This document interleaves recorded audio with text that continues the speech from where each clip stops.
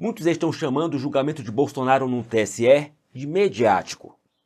Mas será que é isso mesmo? Bom, segundo a Revista Oeste, o Tribunal Superior Eleitoral, TSE, convidou jornalistas estrangeiros para acompanhar o julgamento contra o ex-presidente Jair Bolsonaro. Uma série de e-mails foi enviada pela assessoria de imprensa do TSE à Associação dos Correspondentes Estrangeiros, convidando-os a presenciar o julgamento de ação de investigação contra Bolsonaro. Os correspondentes estrangeiros consultados pela Revista Oeste consideraram a iniciativa de convocação por um órgão público brasileiro bastante atípica, principalmente vindo de um tribunal. Ora, normalmente são os jornalistas que manifestam interesse em acompanhar um julgamento, entrando em contato com a assessoria. Nunca vimos um tribunal chamando o público para assistir um processo. Pois bem, a ex-procuradora-geral do Distrito Federal e agora deputada federal Bia Kicis fez um pronunciamento sobre o julgamento em questão. Acompanhe.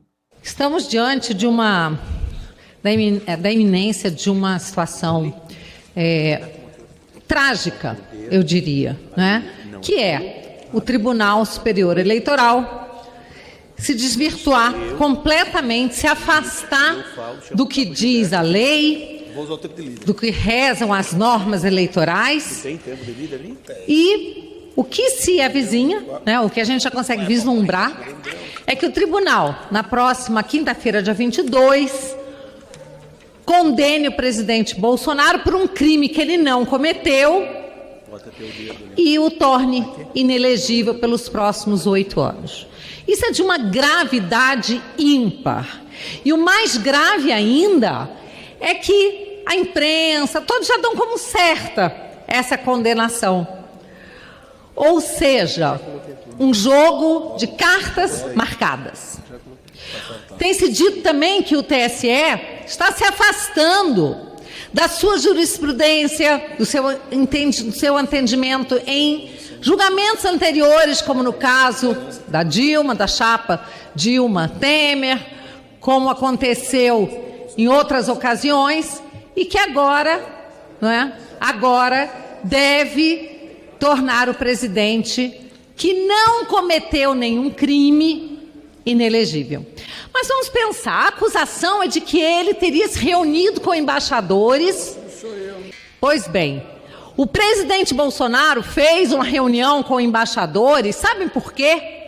Porque o presidente do TSE à época, ministro Fachin, se reuniu com embaixadores para pedir que eles pressionassem os seus respectivos países a aceitarem o resultado das eleições imediatamente, após o primeiro turno. E o presidente Bolsonaro, então, em resposta a uma reunião absurda, feita pelo presidente de uma corte eleitoral, com embaixadores para pressionar para que aceitassem o resultado de uma eleição que nem havia ainda acontecido, e fora do período eleitoral reuniu-se, ele sim, chefe da nação, chefe de Estado da nação, reuniu-se com os embaixadores para mostrar que havia vulnerabilidades no sistema. E como ele mostrou?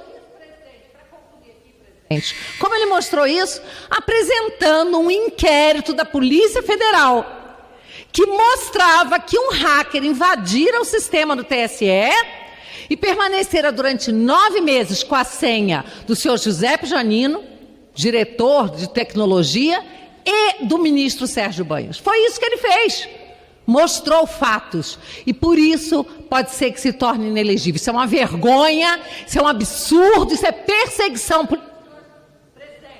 Nós não podemos aceitar. Eu acredito que o povo brasileiro não irá aceitar tamanha iniquidade, tamanha injustiça, tamanha perseguição política. Vamos aguardar, quem sabe, uma surpresa.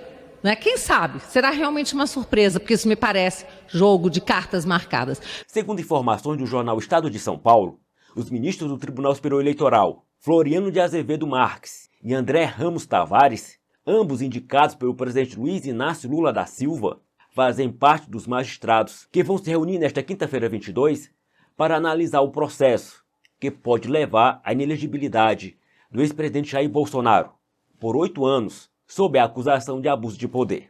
Contudo, os mesmos ministros que julgarão Bolsonaro, quando advogados, também pediram o seu impeachment.